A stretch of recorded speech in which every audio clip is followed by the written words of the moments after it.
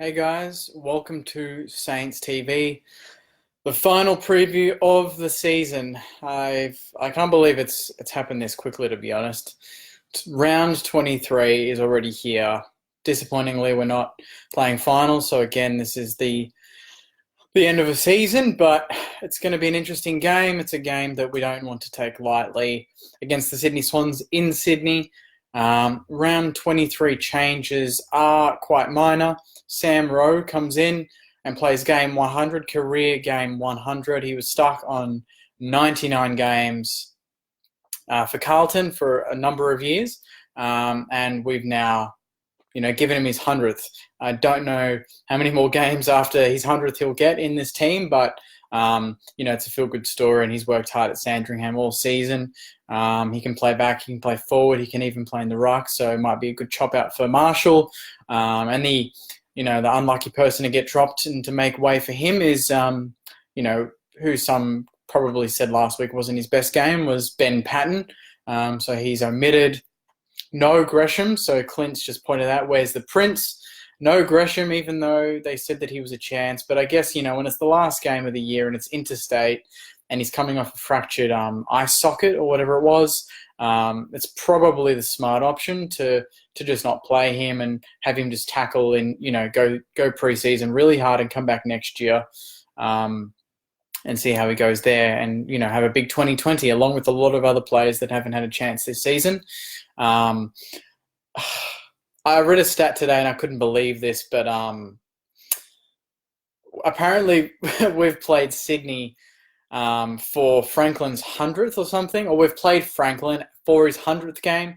We've played Franklin in his 200th game, and now we're playing Franklin in his 300th game. So every time Franklin seems to have a milestone, he plays St Kilda. I'm not sure if this is going to be a massive bonus for Sydney with him playing. I know that he's one of the greatest goal kickers of all time. Rumor has it that he's considering retirement, so this could be his 300th and last game. No one knows. His body hasn't really been where it used to be against us, but it's Sydney and Sydney. We always seem to get hammered there, and Franklin always seems to kick 6 to 10 goals in that bracket. That's usually what's going on when we play Sydney. I can't remember the last time we beat them. I'd like to think it was when we had Malira and Sard playing in the forward line, and it was at Marvel Stadium, and we weren't that good that season, and we seemed to beat them by 30, 40 points, I remember. That could have been the last. That's the last time I remember us beating them, which would have been around 2013, 2014, even earlier than that. So if I'm wrong, let me know, but it's been at least 5 years since we've beaten them. So it's a long time coming.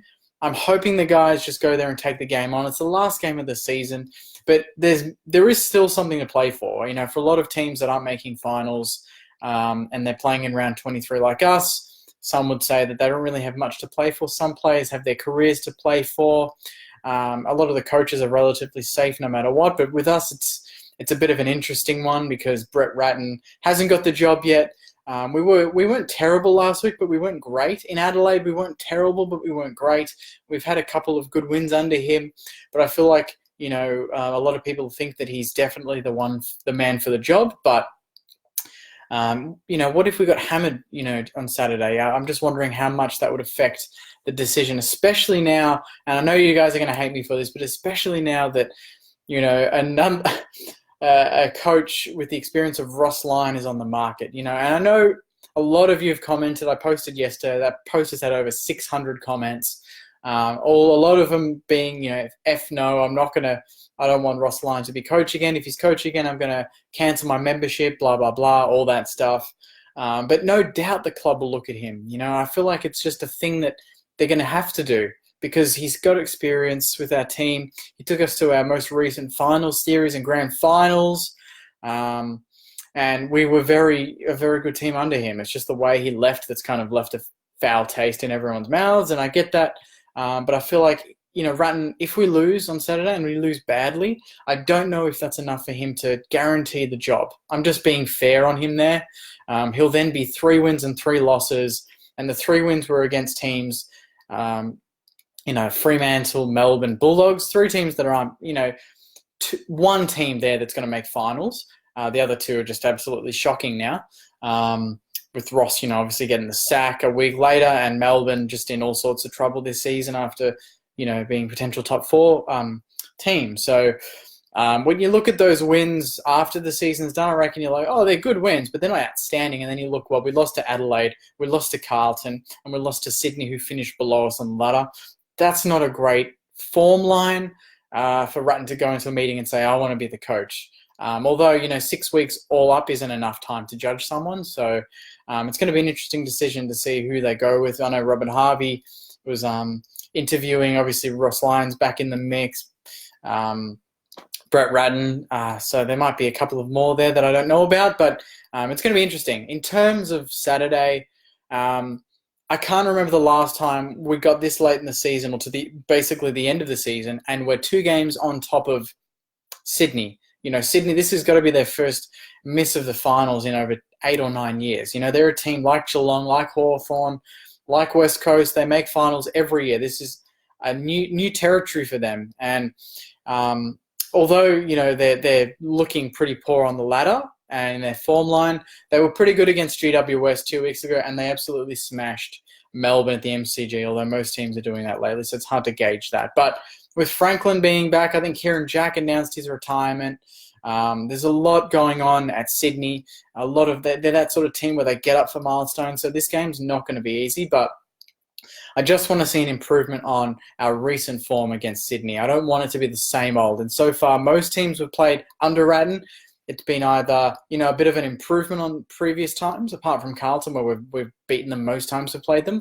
But, against Adelaide, we were in the game for most of it, fell away late. We beat the Bulldogs, who have been in good form up until the game we played them. Melbourne, we beat comfortably. Fremantle was a different sort of win. We gutted it out and we won in the last minute.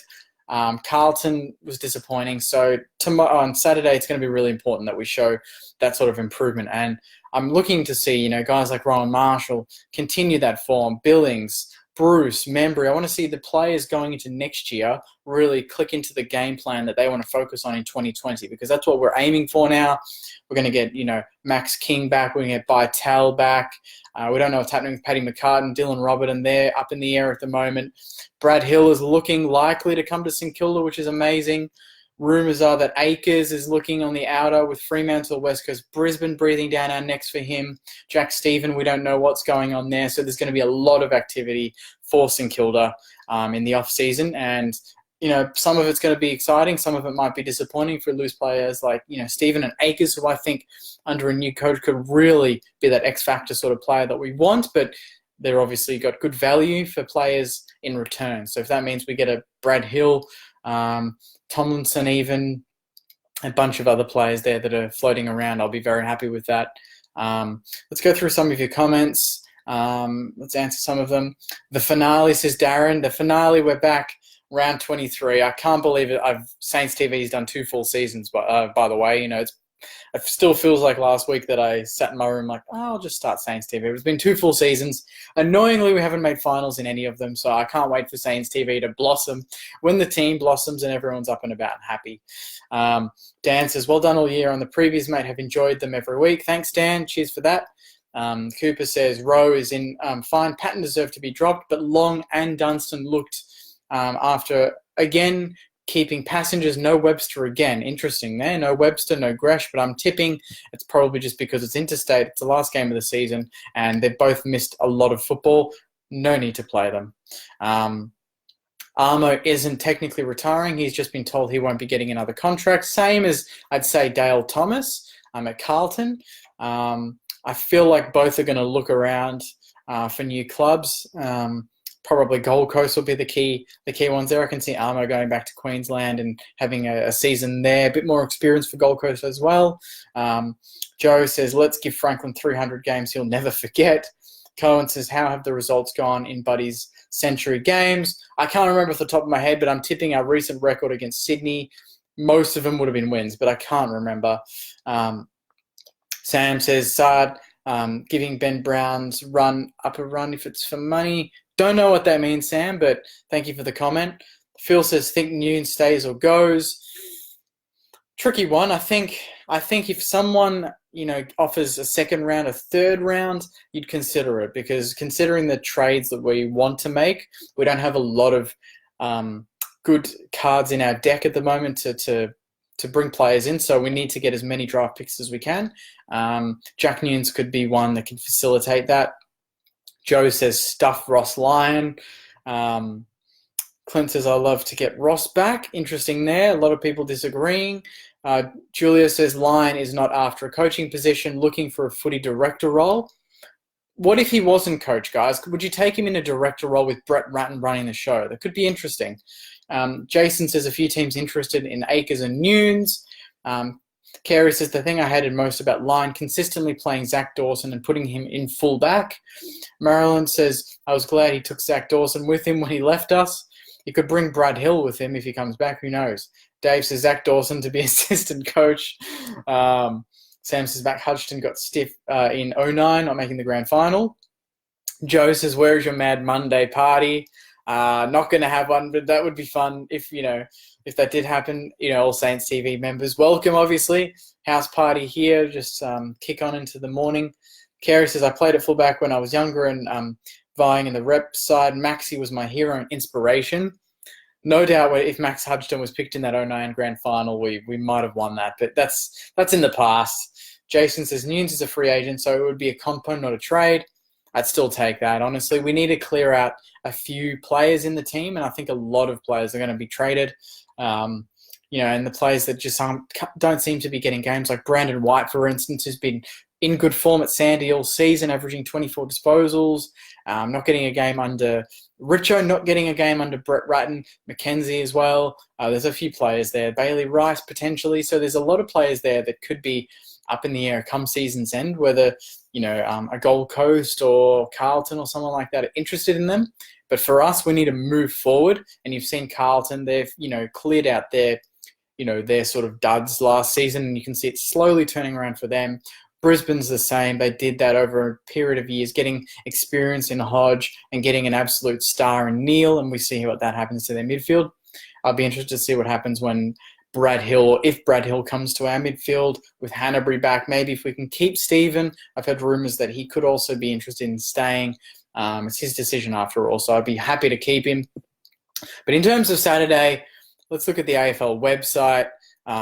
In terms of averages, Sydney averaged more disposals. We averaged more clearances, more inside 50s, more contested possessions, more hitouts, more free kicks. Sydney marginally ahead on tackles by 2. In terms of the season, we're 14th with 9 wins and 12 losses. It'd be nice to finish with 10 wins and 12, to be honest. Considering the injuries in the season we've had, 10 wins isn't a bad effort. Considering 16 or 15 and thereabouts gets you in the top 4. Sydney, 7 wins, 15th position. They've still got a bigger percentage. They've kicked more goals, and their defence is better. So overall, they're pretty much on par with us, apart from wins. They've won the last 5. Round 2015, they beat us by 97 points. 2016, they beat us by 70. 2017, they beat us by 50. 2017, they beat us by 40. 2018, they beat us by 70. So it's an average losing margin of 50 points or more against Sydney. The AFL website says what it means for St Kilda. The Saints have played some good footy in recent weeks, and another strong showing will send them into 2020 with plenty to work with. It's also Brett Ratton's last chance to show he can be the man to lead the club. Exactly what I said. The stat, Franklin racked up 18 kicks and 12 marks the last time he played the Saints in round 12 last season. He could only manage 4-4 for the day, but the Swans smashed the home side by 71 points. Jack Steele is leading tackle getter for the AFL. He's one ahead of... I can't remember who, but he's one ahead. So as long as he has, a good tackle count this week, he'll finish the season as the number 1 tackler in the AFL. Prediction from the AFL website says Sydney by 5 points. I'm going to go with St Kilda by 10 points. I said St Kilda by 10 last week, but I'm hoping that we end our hoodoo against Sydney this week, especially in Sydney. It'd just be great to finish the season beating a team that we haven't beaten in a long time. Doesn't matter if they've had a bad season. It's important to just get over those humps. And then obviously the big one, winning interstate. It would be phenomenal to finish the season on a win, interstate, kind of against the odds in a milestone game for Lance Franklin. You know, that'd just kind of, it'd be a good way to end the season. If we go there and we get hammered, you know, it'll just be just panic stations for a little bit, and Brett Ratten's future will be on the edge. A lot of players will be looking, you know, over their shoulders thinking, shit, I should have performed there. I might be traded or not picked a lot next season. So a lot of players' careers are on the line. There's a lot on the line for us. So I hope the guys play that way. Really interested to see what happens in the off-season as well with Akers, with Brad Hill, Jack Stephen, Jack Nunes. So stay tuned for that. I'll be doing Saints TV trade news there, as Jason has said. So I'll be right on top of the trade news, you know, chatting to a lot of the contacts that I have internally and getting as much news for you as I can. Joe says, will Saints TV be on at season's end? Of course. You probably won't see as much of me, but I'll be posting about the trades. I'll be posting about players coming in, going, season in review. So I might do a video at the end of the season if you guys like, and I'll just talk through the season, you know, who performed well, who performed badly, and what we can look forward to going into 2020. But we'll decide on that next week. For now, let's focus on Saturday and hope the boys get a big win on the weekend. I think it's a 1:10 or 1:45 start at the SCG. So I'll be watching that in Melbourne. I'm traveling to Macedon on the weekend just for a nice little getaway, so I'll be watching it there. Was going to go to Sydney, but elected against that. Decided to stay in Melbourne and watch it. So I'll be cheering on the boys. Hope you guys are too. Hope they play their best and they get the result for us. And I do my review on Saturday afternoon after a big win. Anyway, guys, thanks so much for your support this season. This is the last preview, so thanks again for watching and commenting and liking and sharing. You're going to like I've got a new Titanic video tomorrow that's very relevant to our game against Sydney on Saturday. And I posted one, I don't know if you guys have seen it, but the Fraser Gehrig one on Friday last week. So nearly had over 200,000 views, 5,000 comments. It's gone absolutely off. So hopefully you like the one I post tomorrow around this time. So keep an eye out for that. And also just a random thank you. It was my mum's birthday last week, and I reached out to a lot of players to just do a little surprise video saying happy birthday to my mum.